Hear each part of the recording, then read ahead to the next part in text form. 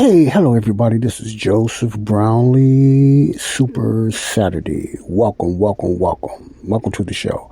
Okay, I know I said I had my final thoughts on the last podcast, but you know me, I also kind of gave you a hint that I might have something else that I want to rattle about, not in a bad way, but just want to talk about. So you know me, if I have something on my mind or that's in my heart, I usually just jump right on it. I say, and stuff like that. Now, I want to remind you, and to my listeners, I hope you got something out of the Super Saturday about talking about diets and being in decent health and losing weight and stuff like that, and the different formulas that's out there, or what I try to present and explain.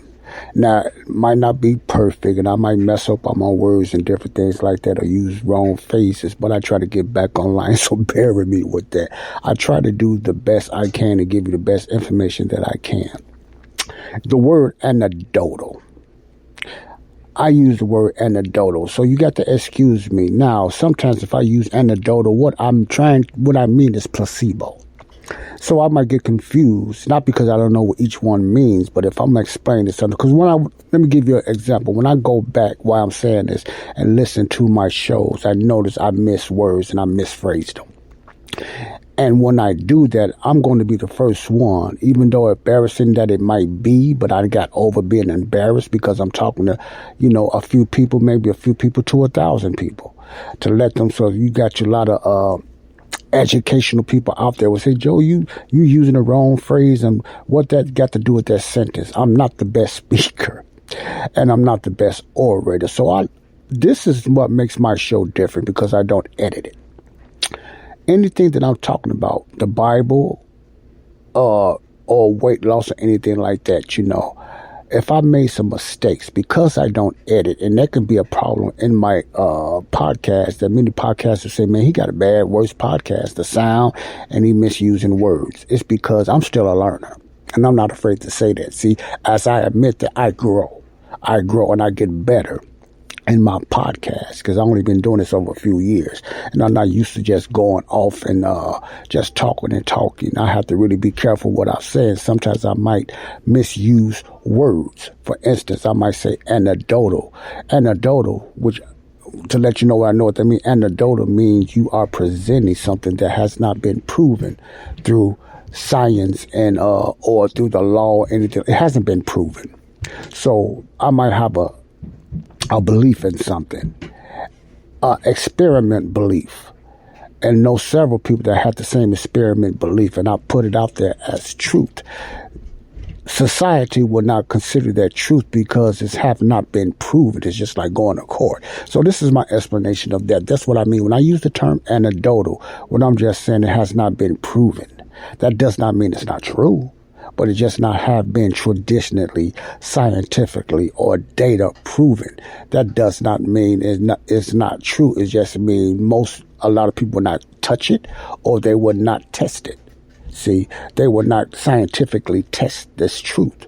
So they just have it easy to say it's anecdotal. So when I'm talking about something, I might say I'm anecdotally speaking, meaning I don't have no back or no truth behind it. And that's very important, and I want to let my listeners know, because I use a lot of words over and over, because I'm still learning phases, and I'm still learning how to speak the correct English and use certain terms, and I'm not afraid to say that, because this is real talk. I like to be real.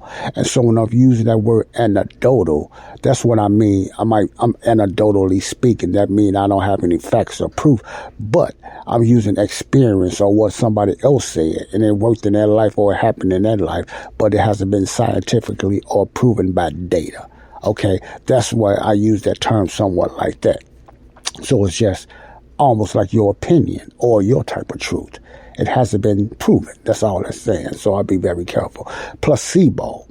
I might mean placebo. Not that I think placebo is anecdotal and anecdotal is placebo. It's just I get mixed up sometimes. That's how my brain works sometimes. I just use the wrong wording, and it might be out of context. So placebo means you just taking a test. It's just like you going to a trial and you trying to test a drug. You're going to get you're going to get a shot. One shot is the formula that they're trying to sell. The other shot might be laced with salt water or just water, and they choose people in that way and see how much of effect it have on each other. And that's how they do certain trials. It's called placebo test, to test if this medicine or this vaccine or this such and such a thing work or not, or what is the percentage of that test compared to real test compared to the fake test. Placebo is just like getting a fake test compared to the real thing. They do it with rats and mice and animals and stuff there, and they do it with some humans that volunteer to do that. That's what somewhat placebo means, trials and tests and everything. So I might get those two words mixed up, but I understand what anecdotal mean in a sense, and I understand what placebo mean. So when I'm talking about certain things, I might use anecdotally speaking, see, and I might use it out of phrase when I really meant placebo testing or stuff like that. Placebo meaning it has been tested, or you can just do your own somewhat placebo yourself by even testing food, one food against the other. You know, it might be not scientifically correct to say that, you know, but just like you could just say, I'm going to try the low-fat diet compared to the low-carb diet. You can just say, well, that's like a placebo test, you know, or the bad carb diet. I might eat some junk food and compare that with the low-carb diet and see how much weight I lose, or see how my insulin rises or my sugar rises or my blood pressure goes high and low or whatever. See, that's like a placebo test. And the reason for any test is to see how good that medicine or that food you're trying to put out there is really good enough to put on the market for people. That's you got to have those type of tests and stuff like that. So that's why when I'm talking about diets, or I'm just trying to speaking about something experiencing, and it's a fact to me because it happened to me. But if I'm putting it out there as a fact to the world, it's not a fact to them, so it's somewhat anecdotal. That's your truth. That's your fact, but it's not scientific proven because it has not been really fully tested. So when I'm talking about this diet, a lot of this diet has been scientifically proven now. The diet I'm talking about is the no-carb, low-carb diet. Those diets, starting with the Atkins low-carb diet, has been proven, like I said earlier, that you can lose weight as fast as any other diet. Now, the health benefits is up in the air, and not because it's not showing results that it can reverse type 2 diabetes and a lot of other ailments or comorbidities that people, you and me, may have, but it has not been tested wide open with the FDA, anything like that, or the American Heart Association as a test, is because I believe they don't want the truth. They don't want to know the results because, you know, if people find out how this diet can heal people, and people not only lose weight but can heal them, that can mess up big farmers' kajing. And they make billions and billions of years selling junk, making medicine and drugs. I call them patch up, or even some medicines to keep us sick. That might sound like some conspiracy theory, but that's just true. That is true. And I'm not talking about the whole Big Pharma, but Big Pharma is known for their kajing making more than your health, money making. That's what I mean by kajing. So when I'm talking about a certain diet, for me to jump on that wagon, the best proof of these diets work is yourself. See? So if I say, for instance, this diet, I lost such a weight. I lost 51 pounds now in 8 months. This is happening better in my health. I got better sleep, and this is a true story. And my appetite I don't have a big appetite no more. I don't crave sugar as much as I used to. I can do without sugar. I might still have a sweet tooth to taste, but not for real sugar, because that takes a while for some people, and blah, blah, blah, blah. So I know this diet worked, and I can prove that it worked because it worked for me. See, that's an anecdotal statement. You see what I'm saying? I want you to understand it, because I don't want to assume everybody know what I mean when I use that term anecdotal. It's a word that you don't use a lot, and it's a word that I have learned, you know, and I use those words because, You have to educate yourself. You can't talk slang all the time. You have to educate yourself and compete. Not compete to win a prize, but compete and understand, because this is a world of wording. And it might be a simple meaning, but these are the words we have to go with. And you don't have to walk around with a dictionary or anything like that. But the point is, so certain educated people can know that you do have some type of understanding of scientific talk or lawyer talk. Don't mean you're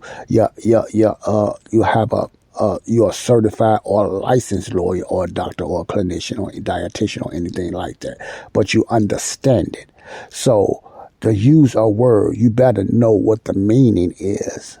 You see what I'm saying? So I don't want nobody to think I be throwing out words that just sound fancy. These words, I'm learning what they mean now, so why not use them? Why not use this English language and everything, It depends on the group I'm talking to, too.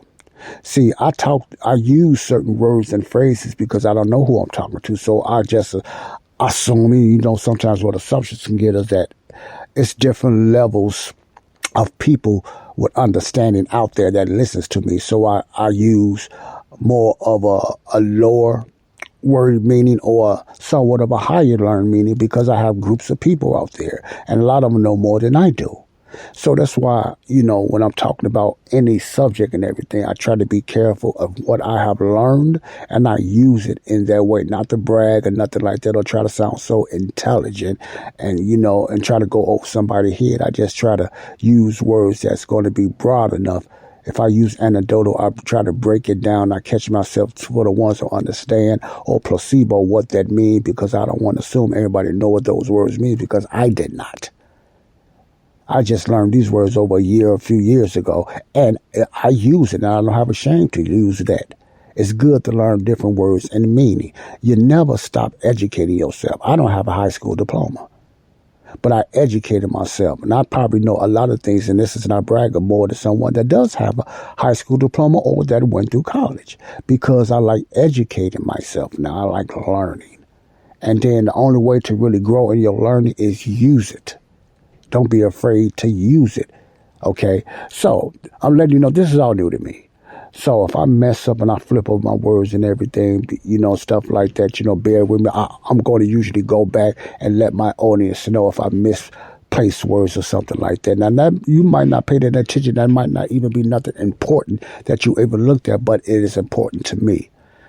Because when I listen to myself, oh, no, I did not say that. Oh, man, I used the wrong words or whatever like that, because I said, man, hey, I don't want no junk out there. My sound bad. So let me let the people know. And that's why I let you know when I don't edit, because people say, why you don't edit, Joe? Because the first thing I don't edit, man, I'm impatient. I don't know how, and I don't know when to stop and cut off. I will have to have somebody else to do that, because I'm not good at editing. So I just go with the flow, and I just use my podcast just to sit down, couch talk. In other words, I just let it flow.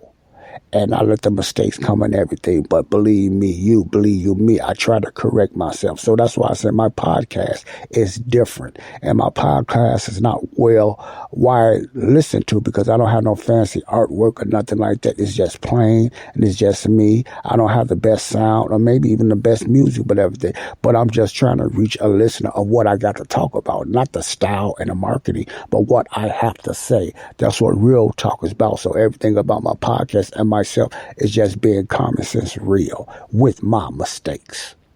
And I just wanted to throw that out there. I hope you enjoy Super Saturday. Tomorrow we're going to get into some more growing in Christ, how to be stronger in Christ on the 25th of Sunday, Lord's willing. So God bless you all. 1 Corinthians 15, 3-4 is the way of salvation. The most important thing that can happen in your life is not your physical health and your weight loss.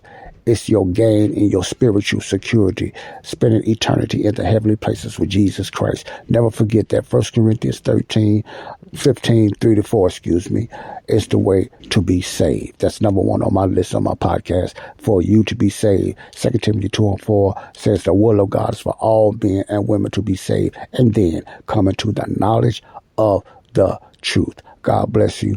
Peace out. Love you all. Thank you for listening, and thank you for putting up with my mistakes. I love you all. Bye-bye. Peace out.